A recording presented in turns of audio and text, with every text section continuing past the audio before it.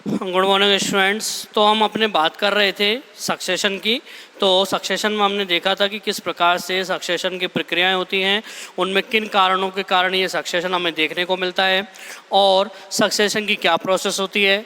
कोई भी अपना लैंड होता है वो अपना वेजिटेटिव एरियो से मतलब वनस्पति से अपना कैसा होता है, बीन होता है। उसके बाद में फिर प्रोगामी जातियाँ आती हैं, पाइनोरिया स्टेज आते हैं। फिर उसके बाद में हम देखते हैं प्रवास भी होता है कई जातियों का, और कॉलोनीज़ भी बनती हैं, प्रतिस्पर्धा प्रतिक्रियाएँ की अभिक्रिया होती हैं। तो अलग अलग प्रकार के क्या है स्टेज इसमें आते रहते हैं। ठीक है, तो आज हम पढ़ेंगे कि जो सक्सेशन है वो किस प्रकार से हमें वास्तविक तौर पर किस प्रकार से हमें देखने को मिलेगा। तो उसमें हम कुछ उदाहरणों को देखेंगे और हमारे क्या है नेचर में कुछ अनुक्रमण के उदाहरण भी हमें दिखाई देते रहते हैं, जैसे कि कोई जल में भी होने वाले अनुक्रमण है। आपने देखा होगा आपके आसपास के एरियो में जब किसी भी कोई तालाब या सरोवर होता है या कोई झील होती है और जिसमें क्या है अपना पूरा वर्ष भर तो पानी रहता है, लेकिन बाद में क्या है वो धीरे धीरे कम होने लगता है। सूर्य का प्रकाश आता है, बाष्पोत्सर्जन की अभिक्रियाएँ होती हैं, कई प्रकार की ऐसी घटनाएं जो घटित होती हैं, उनसे धीरे धीरे अपना पादप जो होते हैं जो अपने जल में हैं उनसे पानी बाष्पोत्सर्जित हो जाता है। तो उस स्थान पर पानी की कमी होने लगती है, अपने दलदला क्षेत्र बन जाता है, दलदली पादप आते हैं और उनके स्थान पर जब पूरा पानी जब सूख जाता है तो वहाँ पर हम देखते हैं कि झाड़ियाँ निर्मित हो जाती हैं। ठीक है, तो वह क्या है एक अपना जल क्रमक का ही एक रूप होता है ये। ठीक है, तो वैसे भी आज हम हाइड्रोशेयर्स के बारे में पढ़ेंगे कि जल क्रमक हमारा किस प्रकार से चलता रहता है। ठीक है, तो सबसे पहले हम इसका एक चार्ट देख लेते हैं, फ्लो चार्ट। तो उसमें हम देखते हैं जो सक्सेशन है वह अपनी नेचर में क्या है दो प्रकार से मिलता है, जिसमें कि पहला होता है हमारा जलारंभी प्रकार, जिसको हम बोलते हैं हाइड्राइच।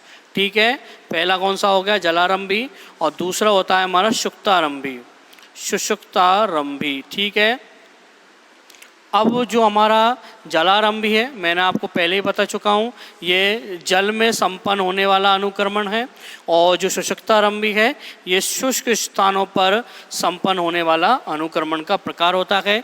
जो जलारंभी है इसमें अपने तीन प्रकार के उदाहरण मिलते हैं, जिनमें कि पहला होता है हमारा जलक्रमक होता है, हाइड्रोशेयर होता है जो कि अपने सामान्य मीठे पानों में, मीठी पानी की झीलों में, तालाबों में, सरोवर आदि में संपन्न होता है। दूसरा आया था हमारा अम्लीय कर्मक। अब अम्लीय कर्मक क्या होगा कि ऐसे स्थान जहाँ पर क्या है अपने अत्यधिक रासायनिक पदार्थों की मात्रा अधिक हो, उस पानी में अम्लता अधिक हो, तो उनमें ये अम्लीय कर्मक चलेगा।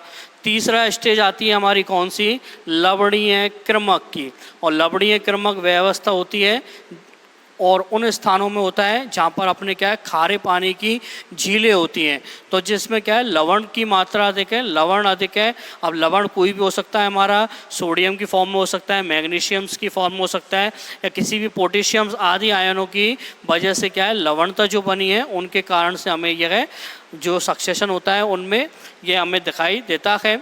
आपने पिछली क्लासों में भी देख लिया होगा कि अपने लवणीय पादप होते हैं हेलोफाइट्स, अपने जलीय पादप भी होते हैं हाइड्रोफाइट्स, अलग अलग प्रकार के हमारे पादप होते हैं।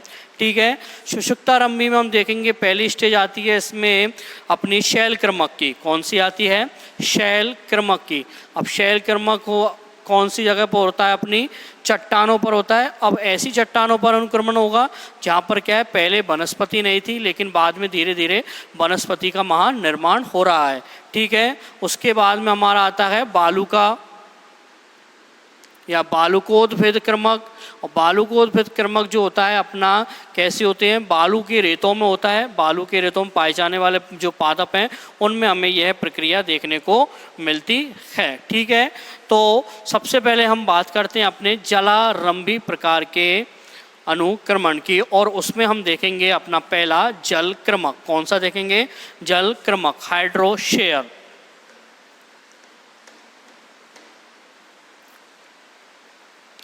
तो अपना जो जल क्रमक है हाइड्रोशेयर वो ऐसे स्थानों पर संपन्न होता है जहाँ पर क्या है मीठे पानी की झीलें हों और वहाँ पर किसी प्रकार की लवणता ना हो, किसी प्रकार की अम्लता ना हो, रासायनिक पदार्थों की मात्रा वहाँ पर कम हो, आसपास के स्थानों पर कोई भी कल कारखाने या फैक्ट्रीज वगैरह नहीं हो, अगर हो तो उनका अपशिष्ट उसमें नहीं मिल रहा हो, ऐसे स्थानों पर क्या है अपना जल क्रमक या हाइड्रोशेयर्स कंप्लीट होता है। और जल क्रमक जब कंप्लीट होगा तो ये ऐसे स्थानों पर कंप्लीट होगा जहाँ पर वर्ष भर हमें क्या है पानी देखने को मिलता है। वर्ष में अपने 9 या 10 महीने तो हमें जल की उपस्थिति होती है, लेकिन बाद में जब 2-3 महीने होते हैं उनमें क्या है जल पूर्ण रूप से क्या है सूख जाता है, या सूखता नहीं है तो वहाँ पर कुछ दलदल क्षेत्र बन जाता है या कुछ नमी वाला स्थान रहता है, वहाँ पर यह हाइड्रोशेयर या जल क्रमक हमारा कंप्लीट होता है। तो जल क्रमक में सबसे पहले हम देखते हैं यह है बहुवर्षीय तालाबों, झील, सरोवर आदि में संपन्न होता है। ठीक है, तो जहाँ पर क्या है वर्ष भर जल की मात्रा उपस्थित हो वहाँ पर हमें यह देखने को मिलेगा। और इस जल क्रमक में हम देखेंगे कि जो प्रोगामी पादप होंगे, इसमें बाहर से आने वाले जो पादप होंगे वह हमारे जलीय पादप ही होंगे, क्योंकि जल में ही संपन्न हो रहा है। तो प्रोगामी पादप जो होंगे, प्रोगामी पादप वह होंगे हमारे जलीय पादप। और जलीय पादपों में ऐसे पादप होंगे जो कि पूर्ण रूप से जल में डूबे हों, अर्थात निमग्न हो, सबमर्जेंट प्लांट हो, निमग्न पादप हों। उसके अलावा ऐसे पादप हों जो कि किसी भी जल की सतह पर तैरते हो, अर्थात प्लवमान पादप, फ्लोटिंग प्लांट्स, तैरने वाले पादप। तो प्रोगामी अवस्था कौन सी हो गई इसमें, निमग्न पादप वाली और प्लवमान पादप वालों की ये संरचना यहाँ पर पायनियर स्टेज या प्रोगामी अवस्था के रूप में हम यहाँ देखते हैं। ठीक है, अब उसके बाद में हम देखते हैं कि जब निमग्न और प्लवमान पादप प्रोगामी अवस्था के रूप में आते हैं दूसरे स्थानों पर, तो ये अपने बीजों के अंकुरण के द्वारा अपने पादपों की संख्या में वृद्धि करते हैं। पादपों की संख्या में वृद्धि होने से जो निमग्न पादप होते हैं वो जल के अंदर की ओर पाए जाते हैं, प्लवमान पादप ऊपर तैरते दिखाई देते हैं। तो इन स्थानों पर जो जलाशय होते हैं वहाँ पर सूर्य का प्रकाश जो आता है इनको पूर्ण रूप से प्राप्त नहीं हो पाता है, और जब पूरे सूर्य का प्रकाश इनको पूर्ण नहीं मिल पाता है तो ये पादप क्या है धीरे धीरे मृत भी होने लगते हैं और हुमरस का ये निर्माण करते रहते हैं, जिनसे क्या है जब इन पादपों में मृत अवस्था आती है, हुमरस का निर्माण हुआ है, तो अब जलाशय क्या है अपने कम गहरे वाले स्थानों की ओर बढ़ते हैं, मतलब उनमें इसमें जल की कमी हो जाती है। जब सूर्य का प्रकाश तीव्र गति से पड़ता है, तीव्रता से जलाशय पर, तो अपने बाष्पोत्सर्जन की अभिक्रिया के द्वारा जल का कुछ भाग तो क्या है अपना ऊपर की ओर उड़ जाता है बाष्पोत्सर्जन के द्वारा, कुछ पानी को अपने ये पादपों के द्वारा उपयोग लगते हैं। तो पादप भी क्या है अपने बाष्पोत्सर्जन की अभिक्रिया के द्वारा इन जलों में क्या है बाष्पोत्सर्जन के द्वारा उनको उड़ाते रहते हैं। ठीक है, तो वहाँ पर क्या है धीरे धीरे पानी की कमी आती है, जलाशय कम गहरे होते जाते हैं, दलदली अवस्थाएं बनती जाती हैं, और दलदली अवस्थाओं के बाद में जो हमारे ये पादप थे छोटे छोटे वह हमारे कैसे होते हैं मर जाते हैं, मृत हो जाते हैं, या किसी दूसरे स्थान पर ये चले जाते हैं। प्रतिकूल वातावरण उनका हो जाता है तो वह उनमें डेवलप नहीं कर पाते हैं, और जब ये डेवलप नहीं होंगे तो वहाँ पर क्या होगा दूसरे वायु के द्वारा या जल के द्वारा दूसरे पादपों के जो बीजाणु हैं वो आकर हमें दिखाई देते हैं, और ये क्या करेंगे अब धीरे धीरे अंकुरित होंगे और उस स्थान पर हमारे नई झाड़ी वाले या नए वृक्ष वाले पादपों का निर्माण हो जाता है। तो उसके बाद में धीरे धीरे नए प्लांट्स बन जाते हैं। तो इस पूरी प्रक्रिया को हम क्या है एक नाम देते हैं, और वह है हमारा अनुक्रमण प्रक्रिया। क्या है अनुक्रमण प्रक्रिया, मतलब पहले स्थान था जहाँ पर अपनी वनस्पति आई, प्रतिकूल वातावरण बना, प्रतिकूल वातावरण से वो नष्ट हो गई, नष्ट होने के बाद में दूसरी वनस्पति आई है, उसका एक विकास हुआ है, उसने अपनी संख्या में वृद्धि किया है, वो है हमारी पूरी प्रोसेस क्या है अनुक्रमण। ठीक है, तो हम इसमें देखते हैं कि जलक्रमक बहुवर्षीय तालाबों झीलों में संपन्न होता है। अब जब इन तालाबों में संपन्न होते हैं तो ये आपने देखा होगा जो ये जलाशय होते हैं वो मध्य वाले भाग में अर्थात बीच में ही कैसे होते हैं, अत्यधिक गहरे होते हैं, पानी की मात्रा अधिक होती है और अपने किनारों पर ये कम गहरे होते हैं। ठीक है, और जो इन पादपों पुरोगामी पादप हैं, निमग्न पादप और प्लावमान पादप, ये आते रहते हैं और अपनी संख्या में वृद्धि करते रहते हैं। ठीक है, तो जो पुरोगामी पादपों का एक नए पादपों के रूप में अनुक्रमण होता है, उसमें क्या है, अलग अलग प्रकार की स्टेज आती है और हाइड्रोक्रम में जो सबसे पहली प्रक्रिया आती है वो है अपनी पुरोगामी पादपों की। कौन सी है? प्रोगामी पादपों की स्टेज। ठीक है, उसके बाद में दूसरी स्टेज आती है इसमें कौन सी? निमग्न अवस्था वाली पादपों की। ठीक है, तो यहाँ पर मिलेगा अपना निमग्न अवस्था, जिसमें जो पादप होंगे पूर्ण रूप से जल में डूबे हुए होंगे। फिर अपन तीसरी स्टेज देखते हैं इसमें, तो वह आती है अपनी प्लावी अवस्था, अर्थात जो निमग्न पादप थे वो मृत हो चुके हैं, तो उनके ऊपर जो जल के ऊपर तैरने वाले पादप हैं वो अब अपना जीवन यापन करेंगे। तो ये हो गया अपनी प्लाविमान अवस्था। उसके बाद में फोर्थ स्टेज आती है इसमें नलकूप अवस्था की। कौन सी आती है? नलकूप अवस्था, जिसमें क्या होगा, आधा जो प्लांट्स हैं अपने आधे भाग में जल में रहेगा कुछ तो कुछ, और उसका कुछ भाग अपना वायव्य भागों में रहेगा। तो ये अपनी नलकूपी अवस्था होती है जिसमें जलोद्भिद पादप यहाँ देखने को मिलता है। उसके बाद में फिफ्थ स्टेज इसमें आती है अपनी कौन सी? कच्छल शादल अवस्था। कौन सी आती है? कच्छ शादल अवस्था। और कच्छ सादल अवस्था में अपना क्या होगा कि कुछ दलदलीय वाले भाग बनेंगे, दलदलीय स्थानों पर दलदली पादप आएंगे और वे अपना जीवन यापन करेंगे। जो इसकी लास्ट छठी प्रोसेस होती है उसमें हमारा क्या है, अब वनस्पति का निर्माण होगा, धीरे धीरे काष्ठीय वनस्पति होगी। तो इसमें क्या है, वनस्थलीय अवस्था आ जाती है। कौन सी आएगी अब? वनस्थलीय अवस्था। और उसके बाद में लास्ट जो प्रोसेस होती है इसमें 7, वो उसमें होती है चरम समुदाय की। कौन सी होती है? चरम समुदाय या क्लाइमैक्स की। तो ये आ गया अपना चरम समुदाय, जब पूर्ण रूप से क्या है, वनस्पतियाँ डेवलप हुई होगी, डेवलप होकर वे अपना निर्माण कर लिया होगा। तो यह अपनी क्लाइमैक्स कम्युनिटी का यहाँ पर फॉर्मेशन होता है। मतलब अब यहाँ पर हम देख रहे हैं कि एक निमग्न और प्लवमानी जो अवस्था है पादपों की, जो छोटी अवस्था है, छोटे पादप हैं, एक कोशिकीय पादप हैं, उनसे हमारा क्या है, बहुकोशिकीय और बड़े आकार वाले, बड़े ऊंचाइयों वाले अपने वृक्षों का यहाँ निर्माण हुआ है। तो इसी पूरी प्रक्रिया को क्या बोलते हैं हम? अनुक्रमण। क्या बोलते हैं इसको हम? अनुक्रमण या सक्सेशन।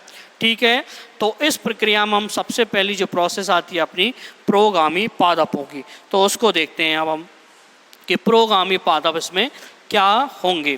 तो प्रोगामी पादप हाइड्रोशेयर्स में हमें किस रूप में दिखाई देते हैं? निमग्न पादप या प्लवमान पादपों के रूप में।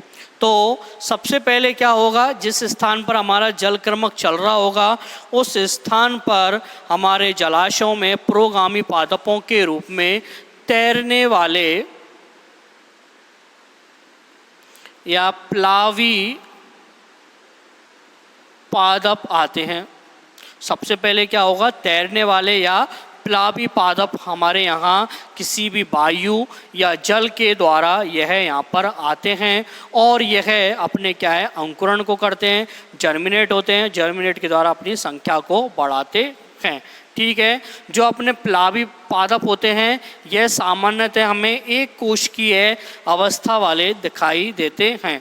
कौन से होते हैं ये? शुरू में एक कोशिकीय अवस्था वाले होते हैं और यह जितने भी पादप होते हैं सामान्यतः समूह में रहते हैं, कॉलोनीज में, समूह में या कॉलोनी में रहते हैं, कॉलोनीज का निर्माण करते हैं। ये अपने ऐसे नहीं है कि एक पादप होता रहे एक पादप पैदा रहे, तो ये क्या है, कॉलोनीज का फॉर्मेशंस यहाँ पर देखने को मिलता है। आप अपने आसपास के कई क्षेत्रों में देखना जहाँ पानी इकट्ठा भर जाता है, रुक जाता है, तो वहाँ पर क्या है, हम देखते हैं पहले तो साफ पानी था, लेकिन कुछ दिनों के बाद में उसके ऊपर हमें पानी की सतह पर कुछ पादपों का झुंड दिखाई देता है, समूह दिखाई देता है। तो वह कौन से पादप होते हैं, हमारे तय कोशिकीय प्लावी पादप ही होते हैं, जो कि कैसे होते हैं, झुंड में दिखाई देते हैं। और हम उनको सामान्य भाषा में बोलते हैं कि काई जम चुकी है। क्या? काई। ज़्यादातर पादप बोलते हैं ना काई है ये, तो पूरे पादप जलाशय में पादपों से क्या है, भर जाती है। ठीक है, तो ये अपना एक कोशिकीय समूह में रहते हैं। उसके बाद में हम देखते हैं कि जो एक कोशिकीय और समूह में बनाने वाले जो ये पादप होते हैं, ज़्यादातर इनमें क्या है, शैवाल आता है। क्या आता है? शैवाल। एल्गीज आते हैं, और एल्गीज में यहाँ पर अलग अलग प्रकार की एल्गीज होती हैं, जिनमें अपना क्लोरोफाइसी में कारा होता है, डायटम्स होता है, अपना वॉल्वॉक्स होता है। तो कौन कौन से आते हैं अपने क्लोरोफाइसी के सदस्य, और क्लोरोफाइसी के सदस्यों में कौन सा आता है, अपना कारा, डायटम्स। ठीक है, इसके अलावा हमारे साइनोफाइसी के भी सदस्य यहाँ पर हमें आते हैं, साइनोफाइसी के। और साइनोफाइसी में हम देखते हैं यहाँ पर कौन कौन से होते हैं, एनागिना, नॉस्टॉक, ये होते हैं। इसके अलावा और भी कई अपने शैवाल होते हैं, जिनमें कि डेस्मिड्स होता है, डायटम्स होता है। किस कौन कौन से होते हैं? डेस्मिड्स और डायम्स। ये अलग अलग प्रकार के यहाँ शैवाल आ जाते हैं। शैवालों के अलावा हमें यहाँ कुछ अपने एंजियोस्पर्म प्लांट भी यहाँ नज़र आते हैं। ठीक है, तो अलग अलग प्रकार के शैवाल व अपने एंजियोस्पर्म प्लांट यहाँ पर क्या है, पादप की सतह पर ऊपर प्लावी अवस्था में हमें नज़र आने लगते हैं, जो कि जल क्रमक की प्रोगामी अवस्था के रूप में हमें देखने को मिलती है। अब हम देखते हैं कि जब प्रोगामी अवस्था यहाँ पर प्लावीमान अवस्थाओं के रूप में देखने को मिलती है, तो धीरे धीरे अब हमें अपनी दूसरी अवस्था प्राप्त होने लगती है। अर्थात कुछ ऐसे बीजाणु आते हैं जो जल में अंदर की तरफ निमग्न होते हैं, सबमर्जेंट होते हैं, और वह हमें अंदर की ओर कॉलोनीज का निर्माण कर कर रहने लगते हैं, और अपना क्या है, स्थायित्व बढ़ाते रहते हैं। तो दूसरी अवस्था हमारी कौन सी आती है? निमग्न अवस्था। कौन सी है? निमग्न अवस्था। निमग्न अवस्था जिसको हम बोलते हैं सबमर्जेंट स्टेज। क्या बोलेंगे इसको हम? Submergent stage. अब सबमर्जेंट जो स्टेज होती है, इसमें हम देखेंगे कि ऐसे पादप आते हैं जो कि जल में पूर्ण रूप से डूबे हुए रहते हैं। कैसे होंगे ये? जल में पूर्णतः डूबे हुए पादप, पूर्ण रूप से जल में अंदर की ओर डूबे हुए रहेंगे। ठीक है, जिनको प्रकाश की बहुत कम मात्रा चाहिए होती है। हम इन पादपों की बात कर चुके हैं। ठीक है, और इनके अलावा जब ये निमग्न अवस्था में ये पादप होते हैं, तो ये किसी भी पराग गण के जो माध्यम है, अपना वायु या जल या किसी अन्य माध्यमों के द्वारा ये यहाँ पर आ जाते हैं और अपने जलाशय में ये विकसित होने लगते हैं। तो पराग गण के किसी भी माध्यम से यह, अब परागण के माध्यम से कोई बीज या बीजाणु आएगा, तो यह अर्थात बीज या बीजाणु आकर अंकुरित होते हैं। आकर जब ये अंकुरित होते हैं तो अपनी संख्याओं में क्या करेंगे, अब धीरे धीरे यह वृद्धि करने लगते हैं और धीरे धीरे यह वृद्धि कर कर अपनी संख्या को बढ़ाएंगे। संख्या को बढ़ाकर ये अपनी कॉलोनीज़ का फॉर्मेशंस करेंगे और कॉलोनीज़ का जब ये फॉर्मेशन कर लेंगे तो अपने क्या है पादपों को चारों तरफ ये पूर्ण जलाशय में फैला देते हैं। उसके बाद में जब इनका अंकुरण होने लगता है तो अंकुरित होने के बाद में इनमें क्या होगा कि अपने पोषक पदार्थों को ये जलाशय से प्राप्त करेंगे। अब होता क्या है, जब ये अपने बीजाणु आते हैं तो जल में क्या है पोषक तत्वों की तो पहले कमी होती है, लेकिन यह जो अपने नमग्न पादप होते हैं ये इसमें क्या है कई अलग अलग प्रकार के जो शैवाल्स हैं, उन शैवालों में हम देखते हैं अपने साइनोफाइसी के शैवाल, क्लोरोफाइसी के साइनावीना, अपना नॉस्टॉक, एनावीना और माइक्रोसिस्टिस, डायस्मेट्स, अलग अलग प्रकार के जो अपने शैवाल आते हैं वो क्या करेंगे, अब वो अपने नाइट्रोजन स्थिरीकरण का यहाँ पर कार्य करने लगते हैं। तो शैवालों के द्वारा क्या है नाइट्रोजन फिक्सेशन या नाइट्रोजन स्थिरीकरण का कार्य संपन्न होने लगता है। नाइट्रोजन स्थिरीकरण संपन्न होने लगा।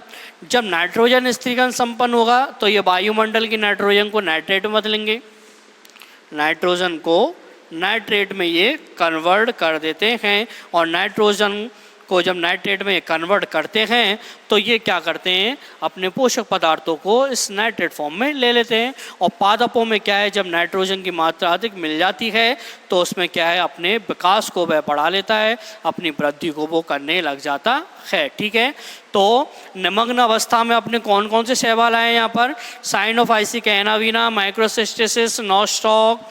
ठीक है, उसके अलावा अपने क्लोरोफाइसिक, कारा, डाइटम्स, डेस्मेट्स, अलग अलग प्रकार के यहाँ शैवाल हमें देखने को मिलेगा। नाइट्रोजन फिक्सेशन किया, पोषण प्राप्त किया, पोषण प्राप्त कर ये अपनी वृद्धि करेंगे और वृद्धि करते हुए क्या है अपनी कॉलोनीज का यह निर्माण करते हैं। किसका निर्माण करेंगे, कॉलोनीज का फॉर्मेशन करते हैं। और कॉलोनी का जब फॉर्मेशन कर लेते हैं तो ये पादप अपने क्या है अत्यधिक मात्रा में धीरे धीरे बढ़ते रहते हैं और भी अनेक पादप जब आएंगे तो वो भी अपना अंकुरित होंगे, जनन की प्रक्रिया भी यह करते रहते हैं। ठीक है, अब इसके बाद में जब ये पादप अपने वृद्धि को करते हैं तो कोई पादप अपने मृत अवस्था में पहुंचता है। मृत अवस्था में पहुंचने के बाद में क्या है यह नीचे की ओर अपने जलाशयों में नीचे की ओर दबते जाते हैं, मृत होते जाते हैं और वह पादप अपने अंदर की ओर ही रह जाता है। तो मृत होने के बाद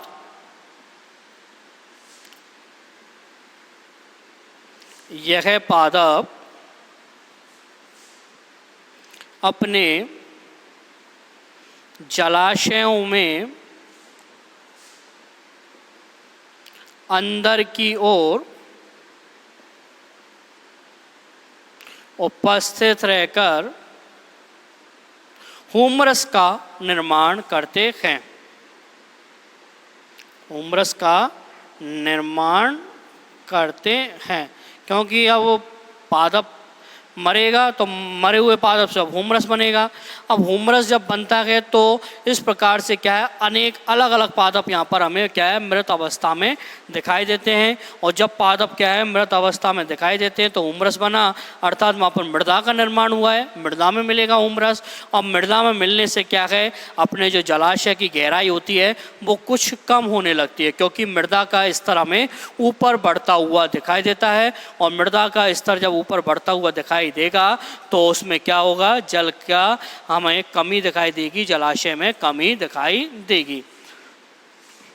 तो मृदा निर्माण से जलाशय का स्तर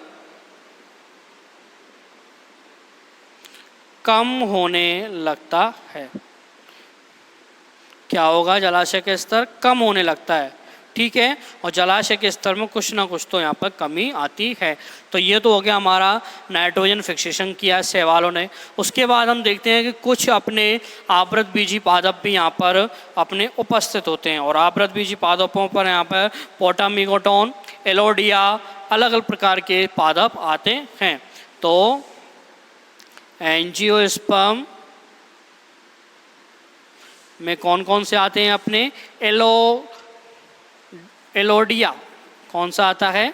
एलोडिया, पोटामिगोटॉन, ये अपने जल वाले आवृत बीजी पादप होते हैं। एलोडिया, पोटामिगोटॉन, ये भी क्या है, इसमें अंदर की ओर अपने विकसित होने लगते हैं, जनन करते हैं, कॉलोनीज का निर्माण करते हैं, वापस से वही प्रक्रिया इसमें चलती है। इनको जो पोषण मिलता है वो जो शैवालों के द्वारा नाइट्रोजन फिक्सेशन किया है उनके द्वारा इसको नाइट्रोजन मिल जाती है। तो ये भी अपने क्या है, पोषक पदार्थों को प्राप्त कर कर धीरे धीरे वृद्धि करने लगते हैं। ठीक है, अब इसके बाद में क्या है, कुछ और भी इसके अलावा जो शैवाल होते हैं वो भी हमें यहाँ देखने को मिलेंगे, जिसमें कि हमारा है नाइटेला, कारा, नाजास।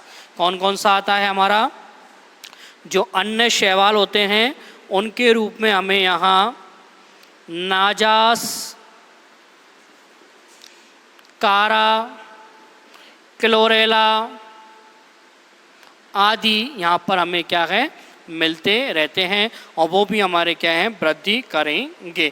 अब इसके बाद में जो कुछ पादप जो जल की सतह के नीचे रहते हैं वो तैरते रहते हैं, और जो मृत पादप हैं वो अपना क्या है, हुमरस निर्माण करेंगे। तो कुछ मृदा का निर्माण होगा अंदर की ओर। जब ये पादप वो अपने रहते हैं तो ये कुछ जड़ों के द्वारा आधार वाले भाग से चिपके रहते हैं, अर्थात ये नीचे की ओर कीचड़ में क्या है, अपने चिपकी हुई अवस्था में अब उपस्थित होते हैं।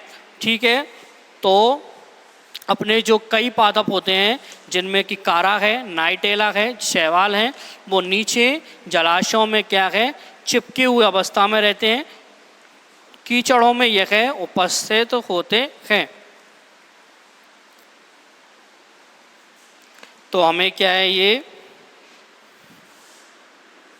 कारा, नाजास आदि कुछ शैवाल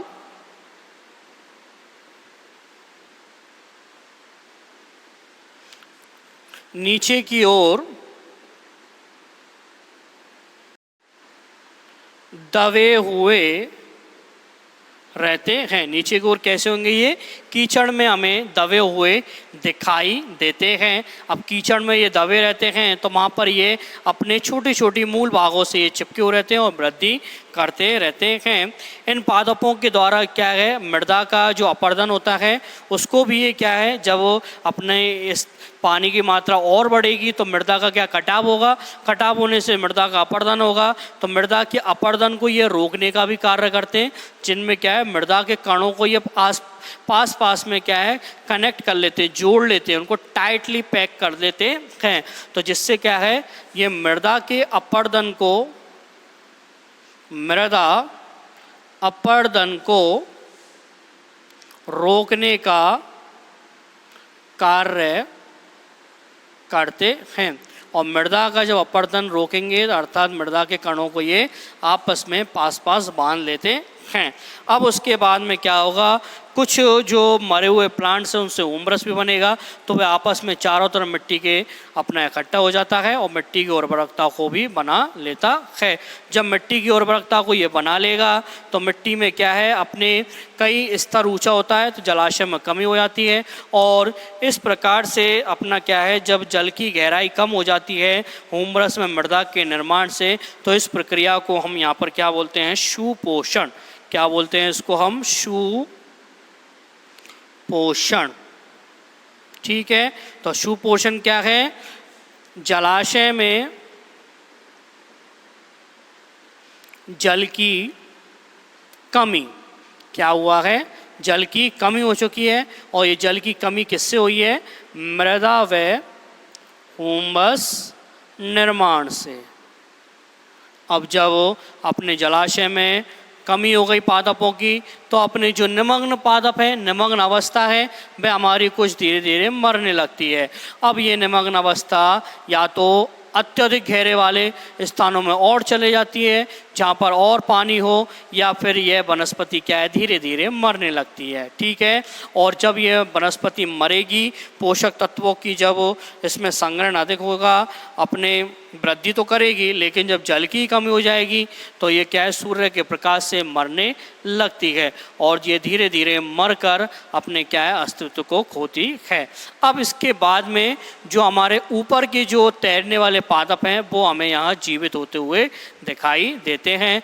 तो ये हमारी क्या है दूसरी स्टेज निमग्न पादपों के सुपोषण प्रक्रिया पर समाप्त हो जाती है, क्योंकि जलाशय में जल की कमी हुई है, या तो ये दूसरे स्थानों पर चली जाती है या फिर उस स्थानों पर रहकर मर जाती है, क्योंकि ये इसके लिए क्या है प्रतिकूल परिस्थिति आ गई, क्योंकि जल की कमी हो चुकी है वहाँ पर, और निमग्न पादप तो क्या है पूर्ण रूप से ही जल में डूबे रहते हैं, और जब जल नहीं मिलेगा इनको तो ये जल में नहीं रहेंगे तो ये क्या है मरते हैं। ठीक है, तो इसके बाद में हमारी तीसरी स्टेज आती है प्लवमान अवस्था या प्लावी अवस्था की। तो उस प्लावी अवस्था को हम कल की क्लास में डिस्कस करेंगे। तो आज के लिए इतना ही, धन्यवाद, थैंक यू।